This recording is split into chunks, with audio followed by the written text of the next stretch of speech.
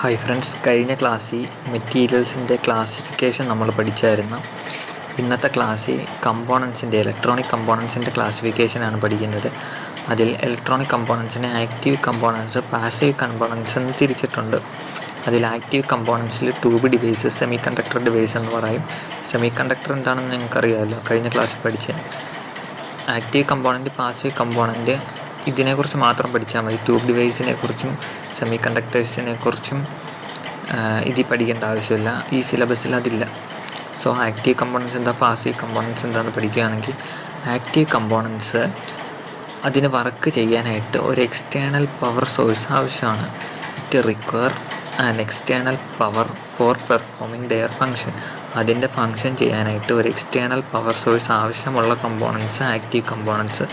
എന്നാൽ പാസീവ് കമ്പോണൻസിന് ഒരു തരത്തിലുള്ള എക്സ്റ്റേണൽ പവർ സോഴ്സും ഇല്ലാതെയാണ് അത് വർക്ക് ചെയ്യുന്നത്. ഇനി ഇത് സർക്യൂട്ടിലേക്ക് പവർ കൊടുക്കും. ആക്റ്റീവ് കമ്പോണൻസ് സർക്യൂട്ടിലേക്ക് പവർ ഡെലിവർ ചെയ്യും.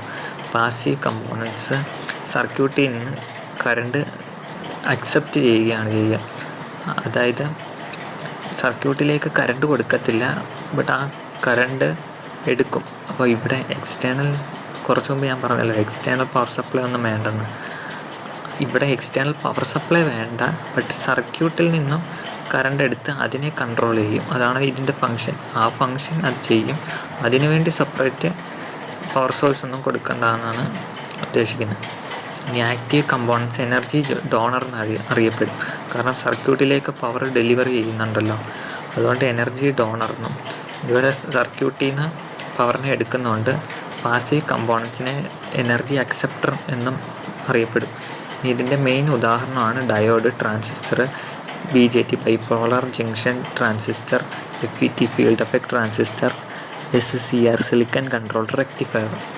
ഇനി പാസീവ് കമ്പോണൻസിൻ്റെ റെസിസ്റ്റർ, കപ്പാസിറ്റർ, ഇൻഡക്ടർ.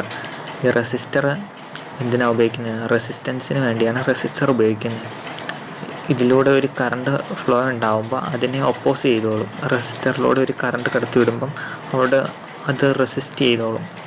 അങ്ങനെ റെസിസ്റ്റ് ചെയ്യുന്നതിന് ഒരു എക്സ്റ്റേണൽ പവർ സോഴ്സ് ഒന്നും ആവശ്യമില്ല.